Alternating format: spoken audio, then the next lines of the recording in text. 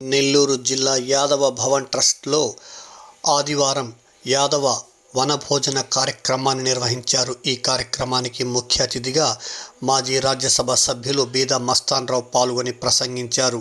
ఈ కార్యక్రమంలో యాదవ సంక్షేమ సంఘం నేత బొమ్మి నాగకిషోర్, రాధయ్య, రమణయ్య, బీజేపీ నేత గుండ్లపల్లి భరత్ కుమార్, శ్రీహరి, రామచంద్రయ్య, రోసయ్య, ధన్రాజ్, సుబ్రహ్మణ్యం యాదవ్ తదితర నేతలు పాల్గొన్నారు.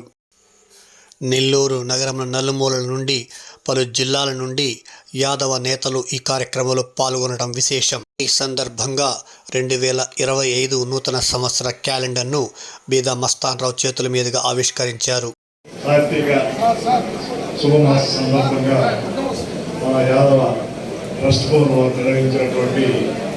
ఈ కార్తీక వన మహోత్సవ కార్యక్రమానికి ఇచ్చేసినటువంటి యాదవ కుటుంబ సభ్యులందరికీ, బంధుమిత్రులకి శుభాకాంక్షలు అందజేసుకుంటూ, వారు దాతల యొక్క సహాయ సహకారాలతో, కుల పెద్దల యొక్క ఆశీస్సులతో దీన్ని ముందుకు తీసుకురావడం చాలా సంతోషదగ్గ విషయం.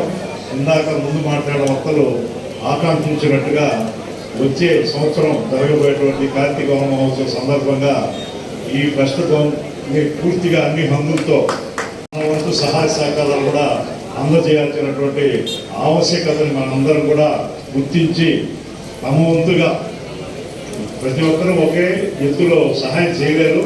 కొంతమంది 116 చేస్తారు, కొంతమంది 1,16,000, కొంతమంది 1,00,00,000 చేస్తారు. ఎవరికి దోసినట్టు ఈ మంచి కార్యక్రమాన్ని మంచి కార్యక్రమం ఏంటన్నా అంటే, ఇందాక పెద్దలు చాలా మంది మాట్లాడారు. మన యాదవ జాతి ఇంకా కూడా ముందుకు రావాల్సినటువంటి ఆవశ్యకతల గురించి కూడా మాట్లాడారు. అంటే పైకి రావడం ముందుగా విద్య అనేది చాలా ముఖ్యం.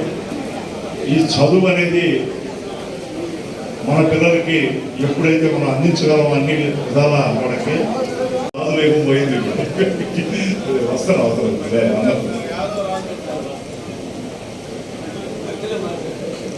కాబట్టి మన పిల్లలకి మంచి బంగారు భవిష్యత్తు కలగాలంటే ఫస్ట్ వాళ్ళందరూ కూడా మన స్థాయికి తీసుకురావడానికి ఈ ట్రస్ట్ అన్ని విధాలా కూడా సహకరి. కాబట్టి ప్రతి ఒక్కరు కూడా కష్టపడితే వాళ్ళకు ఒక సంకల్పం ఉందా, డాక్టర్ పిటిమల్ గారు చెప్పినట్టుగా ఒక సంకల్పం అని ఉంటే ఖచ్చితంగా మనం పైకి రావడానికి ఎటువంటి లోటు ఉండదనేది మనం అందరం కూడా గుర్తించాలా.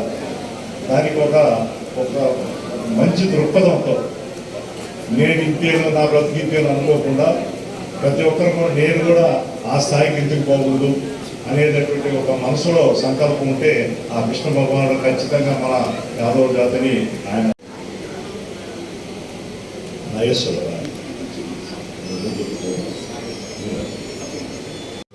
ఉద్యోగస్తులు ఉంటే నా ఇసుకపల్లిలో మా సొంత గ్రామంలో ఉండేవాడు. కాబట్టి ఇద్దరు కూడా ఒకప్పుడు ఉద్యోగస్తులు స్టార్ట్ చేసి ఈరోజు నేనైతే 4,500 మందికి ఉద్యోగాలు ఇస్తున్నాను. ఈరోజు 4,500 కుటుంబాలు.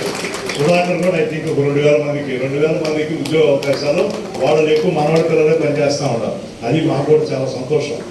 మన యాదవ పిల్లలు కానీ బీసీ పిల్లలు కానీ చాలా మంది పనిచేస్తూ ఉంటారు. ఒక 4-5 ఇంత వేల మందికి ఉద్యోగ అవకాశాలు ఇచ్చేటప్పుడు ఇంకా మనలో యువ పారిశ్రామికవేత్తలు తయారైతే ఇంకా ఎంతో మందికి అండదండలు ఉంటారు.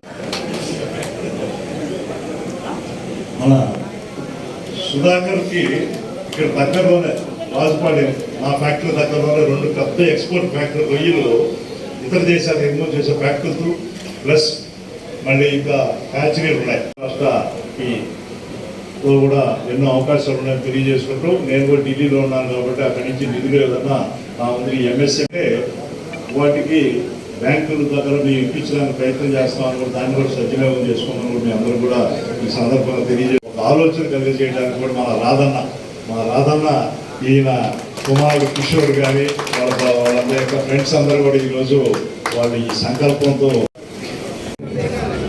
కొన్ని అనివార్య కార్యక్రమాల వల్ల సమయాభావం వల్ల రాలేకపోతున్నారు. Sir party